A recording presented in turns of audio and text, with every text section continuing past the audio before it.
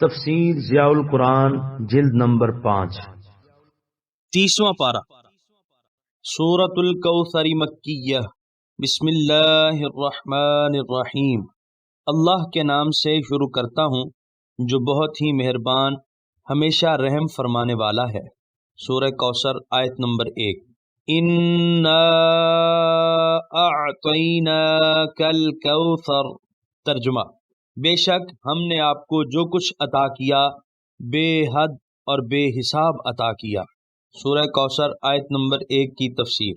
حضور رحمت للعالمین شفیع المذنبین صلی اللہ علیہ وآلہ وسلم کے محامد و کمالات کے ذکر کا جو سلسلہ سورۃ الضحیٰ سے شروع ہوا ہے وہ ابھی جاری ہے۔ ان تمام درمیانی صورتوں میں مختلف عنوانوں سے اللہ تعالیٰ نے ان انعامات و احسانات کا ذکر فرمایا جو اس نے اپنے حبیب لبیب پر یا اس کے طفیل اس کی امت پر فرمائے ہیں۔ اس صورت میں ان تمام عنایات کو الکوثر کے ایک کلمے میں سمو کر رکھ دیا تاکہ چشم حق بین حسن محمدی کے ایک ایک جلوے کو دیکھتی رہے اور سرشار ہوتی رہے، اس پیکر جمیل و رانا کی رانائیوں اور دل ربائیوں میں کھوئی رہے، دل اس حسن سرمدی کی دل نوازیوں پر قربان ہوتا رہے۔ اس کی ایک ایک ادا جان پرور ہے، اس کا ایک ایک انداز روح افزا۔ زبان قدرت جب اپنے حبیب کی شان بیان کرتی ہے وہاں اسلوب ہی بڑا نرالا اختیار کیا جاتا ہے۔ ارشاد فرمایا انا، ہم نے، جمع کی ضمیر استعمال ہوئی۔ جمع کا صیغہ کبھی کثرت اور تعدد پر دلالت کرتا ہے اور کبھی عظمت و شان کے اظہار کے لیے آتا ہے۔ یہاں یہی مقصد ہے، یعنی ہم نے جو زمین و آسمان کے خالق و مالک ہیں، ہم جو عروس گیتی کو سنوارنے اور نکھارنے والے ہیں، ہم جن کے جود و کرم کا وسیع دسترخوان ہر وقت بچھا ہوا ہے اور ہر ایک کے لیے صلاح عام ہے۔ اے حبیب، ہم نے آپ کو کوثر عطا فرمایا ہے، جو چیز ہم عطا فرمائیں اسے کوئی چھین نہیں سکتا۔ یہاں آتینا کی بجائے اعطینا مذکور ہے، ان دونوں کے مفہوم میں بین فرق ہے۔ اعطا کے لفظ کی لغوی تحقیق کرتے ہوئے ابن منظور رقم تراز ہیں، یعنی اپنے ہاتھ سے کوئی چیز کسی کے حوالے کر دینا۔ اس تحقیق کی روح سے آیت کا مفہوم یہ ہوا کہ ہم نے اپنے دست قدرت سے الکوثر آپ کے حوالے کر دیا، آپ کو اس کا مالک بنا دیا۔ علامہ نیشا پوری اپنی تفسیر میں لکھتے ہیں کہ اس آیت میں گونا گو مبالغہ ہے۔ ترجمہ: اس آیت کی ابتدا انا سے کی گئی ہے جو تاکید پر دلالت کرتا ہے، پھر ضمیر جمع ذکر کی گئی ہے جو تعظیم کا مفہوم دیتی ہے۔ نیز یہاں اعطاء کا لفظ استعمال ہوا ہے، ایطاء کا نہیں، اور اعطاء میں ملکیت پائی جاتی ہے، ایطاء میں یہ معنی نہیں پایا جاتا۔ پھر یہاں ماضی کا صیغہ ذکر کیا جو تحقیق پر دلالت کرتا ہے، یعنی یہ کام ہو گیا۔ علامہ آلوسی لکھتے ہیں یہاں اعطاء کا اسناد ضمیر متکلم کی طرف کیا گیا ہے، ایطاء کا نہیں۔ اس سے اس امر کی طرف اشارہ ہے کہ اللہ تعالیٰ نے حضور صلی اللہ علیہ وآلہ وسلم کو الکوثر کا مالک بنا دیا ہے۔ کیا شان جود و سخا ہے دینے والے کی، اور کیا مقام رفعت و علا ہے لینے والے کا۔ اب ذرا الکوثر کو سمجھنے کی کوشش کیجئے، تب آپ کو پتہ چلے گا کہ اس میں فضائل و مکارم کے کتنے سمندر سمو دیے گئے ہیں۔ نمبر 1، علامہ آلوسی لکھتے ہیں الکوثر ہوا فوعل من الکثرۃ صیغۃ مبالغۃ الشیء الکثیر کثرۃ مفرطۃ۔ کوثر کثرت سے ماخوذ ہے، اس کا وزن فوعل ہے جو مبالغے کا صیغہ ہے۔ اس کا معنی ہے کسی چیز کا اتنا کثیر ہونا کہ اس کا اندازہ نہ لگایا جا سکے۔ نمبر 2، علامہ قرطبی لکھتے ہیں والعرب تسمی کل شیء کثیر فی العدد والقدر والخطر کوثرا، یعنی جو چیز تعداد میں، قدر و قیمت میں اور اپنی اہمیت کے لحاظ سے بہت زیادہ ہو اسے کوثر کہتے ہیں۔ یہاں ایک چیز بڑی غور طلب ہے، قاعدہ یہ ہے کہ موصوف اور صفت دونوں یکجا مذکور ہوتے ہیں، لیکن یہاں معاملہ اس کے برعکس ہے۔ الکوثر جو صفت ہے وہ مذکور ہے لیکن اس کا موصوف مذکور نہیں۔ اس میں کیا حکمت ہے؟ علماء فرماتے ہیں کہ اگر ایک چیز اللہ تعالیٰ نے اپنے رسول کو کوثر یعنی بے حد و بے حساب عطا کی ہوتی تو اس کو ذکر کر دیا جاتا، اگر چند چیزیں ہوتی تو ان کے بیان کا تکلف کیا جاتا۔ یہاں تو حالت یہ ہے کہ جو عطا فرمایا بے حد اور بے حساب عطا فرمایا، کس کا ذکر کیا جائے اور کس کا نہ کیا جائے، اس لیے صفت ذکر کر دی اور موصوف کو قاری کے ذہن پر چھوڑ دیا گیا۔ مقصد یہ ہے کہ اے حبیب، میں نے آپ کو جو نعمتیں عطا فرمائی ہیں وہ بے حد و بے حساب ہیں۔ علم، حلم، جود و کرم، عفو و درگزر، الغرض جن محامد سے اللہ تعالیٰ نے اپنے حبیب کو سرفراز فرمایا وہ ایک سمندر ہے بے پیدا کنار، جس کی حد کو کوئی پا نہیں سکتا۔ علماء تفسیر نے الکوثر کی تفسیر میں متعدد اقوال ذکر کیے ہیں، چند آپ بھی سماعت فرمائیے۔ کوثر سے مراد جنت کی وہ نہر ہے جس سے جنت کی ساری نہریں نکلتی ہیں، جو اللہ تعالیٰ نے اپنے حبیب کو عطا فرما دی ہیں۔ حضرت ابن عمر رضی اللہ عنہ فرماتے ہیں، ترجمہ، نبی کریم صلی اللہ علیہ وآلہ وسلم نے ارشاد فرمایا کہ کوثر جنت کی ایک نہر ہے جس کے دونوں کنارے سونے کے ہیں، موتیوں اور یاقوت کا فرش بچھا ہوا ہے، اس کی مٹی کستوری سے زیادہ خوشبودار ہے، اس کا پانی شہد سے زیادہ میٹھا اور برف سے زیادہ شفاف ہے۔ نمبر 2، اس حوض کا نام ہے جو میدان حشر میں ہوگا، جس سے حضور علیہ الصلاۃ والسلام اپنی امت کے پیاسوں کو سیراب فرمائیں گے، جس کے کناروں پر پیالے آب خورے اتنی کثرت سے ہوں گے جتنے آسمان پر ستارے ہیں، تاکہ در حبیب پر آ کر کسی پیاسے کو انتظار کی زحمت نہ اٹھانی پڑے۔ اس حوض کے بارے میں احادیث سے متواترہ مذکور ہے، اور علماء نے یہ بھی لکھا ہے کہ اس کے چاروں کونوں پر خلفائے اربع تشریف فرما ہوں گے۔ جو شخص ان میں سے کسی کے ساتھ بغض کرے گا اسے حوض کوثر سے ایک گھونٹ بھی نہیں ملے گا۔ نمبر 3، النبوہ۔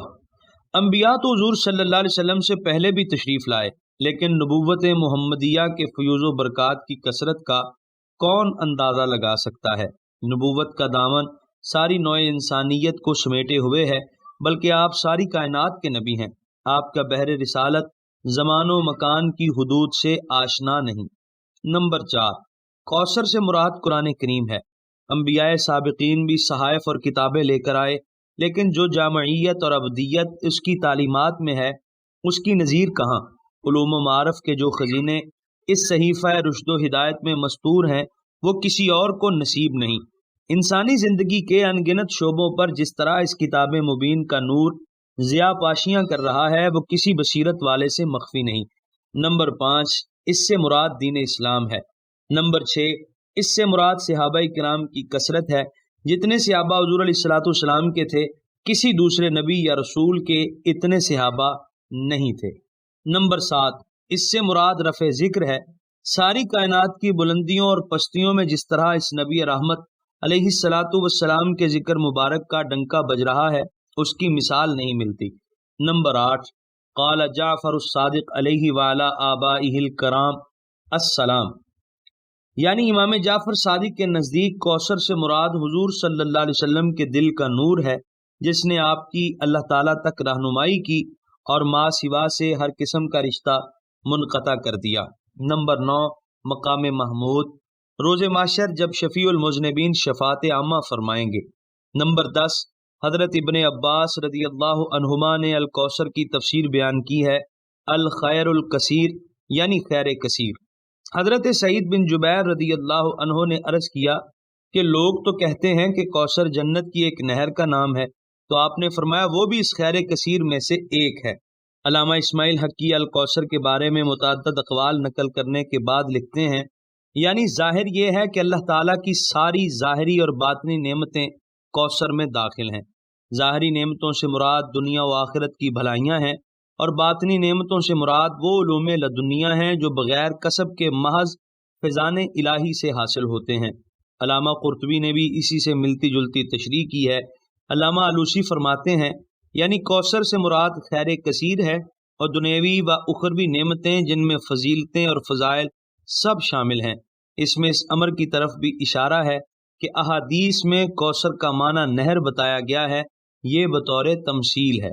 سورہ کوثر آیت نمبر 2، فَصَلِّ لِرَبِّكَ وَانْحَرْ، ترجمہ، پس آپ نماز پڑھا کریں اپنے رب کے لیے اور قربانی دیں اسی کی خاطر۔ سورہ کوثر آیت نمبر 2 کی تفسیر۔ پہلے اپنی بے پایاں عنایات سے اپنے حبیب کو سرفراز کرنے کا ذکر فرمایا، اب ان انعامات و احسانات کا شکر ادا کرنے کی تلقین فرمائی جا رہی ہے۔ ارشاد ہے، اے حبیب، اپنے رب کے لیے نماز پڑھا کرو اور اسی کی خاطر قربانی دیا کرو۔ کم فہم لوگ کھاتے اللہ تعالیٰ کے دسترخوان سے ہیں، پلتے اس کی رحمت کے ٹکڑوں پر ہیں، نشو و نما اس کے آغوش لطف و کرم میں پاتے ہیں، لیکن شکریہ غیروں کا ادا کرتے ہیں، عبادت باطل معبودوں کی کرتے ہیں، قربانیاں بتوں کے نام پر دیتے ہیں۔ اے میرے محبوب، آپ ان کی روش کو اختیار نہ کرنا، یہ سب سے بڑی ناشکری اور کفران نعمت ہے۔ اس عبد منیب اور حبیب لبیب کی تعمیل ارشاد کی یہ حالت تھی کہ ساری ساری رات کھڑے رہ کر نماز ادا فرماتے رہتے، یہاں تک کہ پاؤں بھی سوج جاتے۔ کسی نے عرض کیا، یا رسول اللہ صلی اللہ علیہ وسلم، حضور اتنی زحمت کیوں اٹھاتے ہیں؟ فرمایا، کیا میں اپنے رب کی بے پایاں نعمتوں پر اس کا شکر گزار بندہ نہ بنوں؟ ساری عمر ہی عبادت و ذکر الہی میں بسر ہوئی، روز و شب کا ایک لمحہ بھی تو غفلت میں نہ گزرتا تھا۔ جس نبی مکرم ہادی معظم صلی اللہ علیہ وسلم کی ساری زندگی سجود و رکوع اور خضوع و خشوع میں گزری، اس کی امت اگر اپنے رب کے ذکر سے محروم ہو جائے، ان کی پیشانیوں پر اگر سجدوں کے نشان چمک نہ رہے ہوں، انہیں اگر نماز کی سعادت نصیب نہ ہو، تو اس سے بڑی بدقسمتی اور کیا ہو سکتی ہے؟ سورہ کوثر آیت نمبر 3۔ ان شانئک ھو الابتر۔ ترجمہ، یقیناً آپ کا جو دشمن ہے وہی بے نام و نشان ہوگا۔ سورہ کوثر آیت نمبر 3 کی تفسیر۔ شانئ مبغض، جس کے دل میں بغض و عداوت ہو تو اس کو شانی کہتے ہیں۔ ابتر باطرہ سے ہے، اور باطرہ کا معنی القطع، کسی چیز کو کاٹ دینا۔ اہل لغت کے نزدیک وہ مرد جس کا فرزند نہ ہو اسے ابتر کہتے ہیں، وہ چار پایا جس کی دم نہ ہو اسے بھی ابتر کہتے ہیں، نیز ہر وہ کام جس کا نیک اثر باقی نہ رہے اس کو بھی ابتر کہتے ہیں۔ حضرت ابن عباس رضی اللہ عنہما فرماتے ہیں کہ حضرت خدیجۃ الکبریٰ رضی اللہ عنہا کے بطن سے حضور سرور عالم صلی اللہ علیہ وسلم کی یہ اولاد پیدا ہوئی، قاسم، پھر زینب، پھر عبداللہ، پھر ام کلثوم، پھر فاطمہ، پھر رقیہ، صلی اللہ علی ابیہم وعلیہم اجمعین۔ پہلے قاسم کا انتقال ہوا، پھر عبداللہ جن کا لقب طیب و طاہر ہے داغ مفارقت دے گئے۔ حضور علیہ السلام کے دعوائے نبوت کے بعد تو سارے مکہ والے دشمن بن گئے تھے۔ جب انہوں نے دیکھا کہ ان کے دونوں فرزند فوت ہو گئے ہیں، اب صرف صاحبزادیاں ہی ہیں، تو انہوں نے طرح طرح کی باتیں بنانا شروع کر دیں۔ عاص بن وائل کہنے لگا کہ ان کی نسل منقطع ہو گئی، پس وہ ابتر ہیں۔ کفار جب اسلام کی روز افزوں ترقی کو دیکھتے تو اپنا دل بہلانے کے لیے کہا کرتے، فکر کی کوئی بات نہیں، یہ چند روزہ کھیل ہے، لڑکا ان کا کوئی ہے نہیں جو ان کے بعد اس مشن کو جاری رکھ سکے، یہ چند سال کے مہمان ہیں، جب یہاں سے رخصت ہوں گے تو ان کا یہ دین بھی اسی روز نیست و نابود ہو جائے گا۔ اللہ تعالیٰ نے اس ایک آیت سے ان کی گستاخیوں کا منہ توڑ جواب دیا، ان کی خوش فہمیوں کا خاتمہ کر دیا۔ فرمایا، جو میرے محبوب کا دشمن ہوگا، جو اس کے دین کا بدخواہ ہوگا، جو اس کے نظام شریعت سے پرخاش رکھے گا، وہ مٹ جائے گا، اس کی قوم اسے بھول جائے گی، تاریخ اسے فراموش کر دے گی، اس کا کوئی نام لینے والا نہیں ہوگا، اس کی اولاد بھی اس کا نام لینا چھوڑ دے گی، اس کی طرف ہر قسم کی نسبت ان کے لیے باعث ننگ و عار بن جائے گی۔ اور میرے محبوب کی یہ شان ہے کہ اس کا ہر امتی، خواہ وہ کسی قبیلے کا فرد ہو، کسی ملک کا رہنے والا ہو، کوئی زبان بولنے والا ہو، میرے محبوب کریم کے ذکر پاک کی شمع ہر وقت روشن رکھے گا۔ دوسرے لوگوں کی نسل ان کے بیٹوں سے چلتی ہے، لیکن میں اپنے حبیب کی نسل، ان کی نور نظر، لخت جگر، بطول زہرا، خاتون جنت، سیدہ طاہرہ زکیہ فاطمہ رضی اللہ عنہا سے چلاؤں گا، اور اس نسل میں اتنی برکت دوں گا کہ دنیائے اسلام کے گوشے گوشے میں یہ نسل پھیل جائے گی۔ یہ صورت اپنے اختصار و ایجاز کے باوجود فصاحت و بلاغت کا وہ مرقع جمیل ہے کہ فصحائے عرب، بلغائے حجاز کو بھی اسے پڑھ کر کہنا پڑا، ما ھذا کلام البشر، یہ کسی انسان کا کلام نہیں ہے۔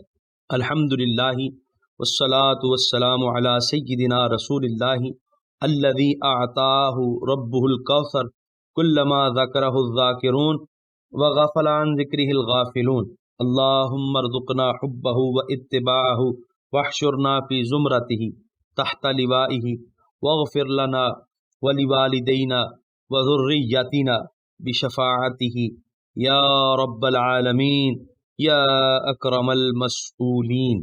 یہاں پر سورہ کوثر مکمل ہوئی اور یہاں پر 30ویں پارے کا 32واں رکوع مکمل ہوا۔ آپ دیکھ رہے ہیں PATF Islamic info YouTube channel.